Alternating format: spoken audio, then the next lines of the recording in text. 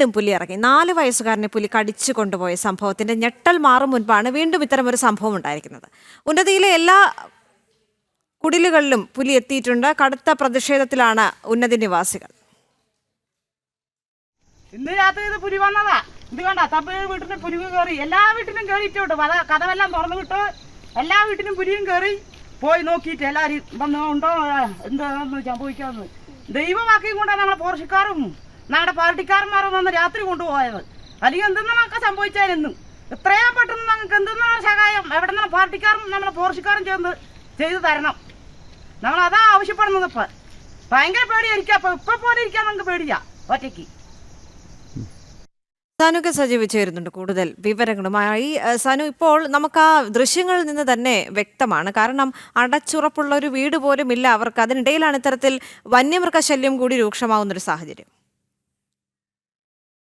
ദേവിക, പുലിപ്പേടി വിട്ടൊഴിയാതെ മലക്കപ്പാറയിലെ ജനങ്ങൾ അധികൃതർക്ക് മുന്നിൽ 2 കൈയും തൊഴുതുകൊണ്ട് സഹായം അഭ്യർത്ഥിച്ച് നിൽക്കുകയാണ്. എന്തായാലും അവിടെ കുറച്ച് ദിവസങ്ങളായിട്ട് നമ്മൾ ആ ദൃശ്യങ്ങളിലൊക്കെ കാണുന്ന പോലെ തന്നെ അടച്ചുറപ്പുള്ള ഒരു വീട് പോലും അവിടെയില്ല. ടാർപോളിൻ ഷീറ്റുകളൊക്കെ മറിച്ച് താൽക്കാലികമായിട്ട് കെട്ടിയ ഷെഡുകളിലാണ് അവിടെയുള്ളവർ താമസിക്കുന്നത്. അവർ ഉരുൾപൊട്ടൽ രീതിയെ തുടർന്ന് ഈ മലക്കപ്പാറ പ്രദേശത്ത്, അതായത് തമിഴ്നാട് കേരള അതിർത്തിയോട് ചേർന്നിട്ടുള്ള പ്രദേശങ്ങളിലൊക്കെ വന്ന് താമസിക്കുന്ന ജനങ്ങളാണ്.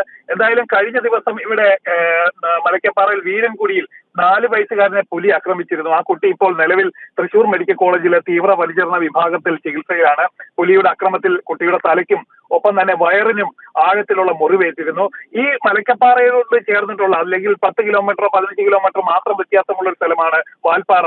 ഈ വാൽപ്പാറയിൽ ഒരു പെൺകുഞ്ഞിനെ 1.5 മാസം മുൻപാണ് പുലി കടിച്ചുകൊണ്ടുപോയി ഭക്ഷിച്ച ഒരു ഭീകരമായിട്ടൊരു സംഭവം അവിടെ നടന്നത്. എന്തായാലും ഈ പ്രദേശങ്ങളെല്ലാം പുലിപ്പേടിയിൽ ജനങ്ങൾ കഴിഞ്ഞുകൂടുകയാണ്. വന്യമൃഗങ്ങളുടെ അക്രമം ഉണ്ടാകുന്നു, തുടർച്ചയായിട്ട് കുടിലുകളിലേക്ക് വീടുകളിലേക്ക് പുലി എത്തുന്നു. ഈ ഒരു സാഹചര്യം ഉണ്ടായിട്ടും വേണ്ട വിധത്തിൽ വനം വകുപ്പോ സർക്കാരിന്റെ മറ്റ് സംവിധാനങ്ങളോ ഉണർന്ന് പ്രവർത്തിക്കുന്നില്ലെന്നാണ് ഇവിടുത്തെ ജനങ്ങൾ പറയുന്നത്. അതായത് കഴിഞ്ഞ ദിവസം പുലിയുടെ സാന്നിധ്യമുണ്ടായി. കുടിലുകളിലേക്ക് പുലി എത്തിയപ്പോൾ വനം വകുപ്പിനെ സഹായം അഭ്യർത്ഥിച്ച് വിളിച്ചെങ്കിലും അവർ കൃത്യസമയത്ത് അവിടെ എത്തിയില്ല എന്ന് നാട്ടുകാർ ആരോപിച്ചിരുന്നു. അവർ വലിയ പ്രതിഷേധത്തിലാണ്. ഒപ്പം തന്നെ പോലീസിന്റെയും റവന്യൂ വകുപ്പ് ഉദ്യോഗസ്ഥരും മാത്രമാണ് അവിടെ എത്തി പരിശോധന നടത്തി. എന്നാൽ പുലിയെ തുരത്താൻ വേണ്ടിയിട്ടുള്ള ഒരു പ്രവർത്തനവും ഈ വനം വകുപ്പിന്റെ ഭാഗത്തു നിന്നും അല്ലെങ്കിൽ ഈ പോലീസിന്റെ ഭാഗത്തു നിന്നും ഇതുവരെ ഉണ്ടായിട്ടില്ല. അടിയന്തര നടപടികൾ അവിടെ വേണമെന്നാണ് ഇവിടുത്തെ ജനങ്ങൾ ആവശ്യപ്പെടുന്നത്. അതേപോലെ തന്നെ പുലിയുടെ സാന്നിധ്യം ഉണ്ടായതിനെ തുടർന്ന് ഇവരെ സമീപത്തെ ഒരു ക്യാമ്പിലേക്ക് ഈ പ്രദേശത്തുള്ളവരെ എല്ലാം മാറ്റിയിട്ടുണ്ട്. ഇതൊരു താൽക്കാലിക സംവിധാനം മാത്രമാണ്.